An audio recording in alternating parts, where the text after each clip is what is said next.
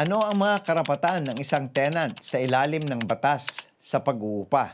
Ilan sa pinakapayak na karapatan ng tenant ay ang ipaalam at sundin ang kontrata, mabigyan ng sapat na notice na kayo ay pinaalis na at panahon upang makapaghanda, mabigyan ng resibo kapag nagbabayad ng upa.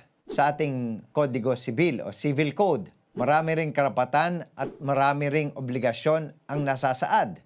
Ilan dito ay ang karapatan ng tenant na ipagawa sa landlord ang mga major repairs sa inuupahan. At kung hindi gawin ay maaaring isuspindi muna ng tenant ang pagbabayad ng rent.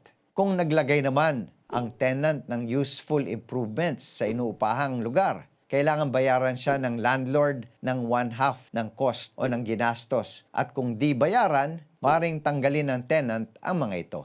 Kung ornamental improvement naman ang inilagay ng tenant, ito yung mga material o bagay na nagpapaganda ng lugar na hindi naman masyadong useful sa landlord. May karapatan ang tenant na tanggalin ito kung wala namang damage sa property na magaganap. Pero may choice din naman si landlord na bayaran ang ornamental improvement kung gusto niya at ito ay sa full price na.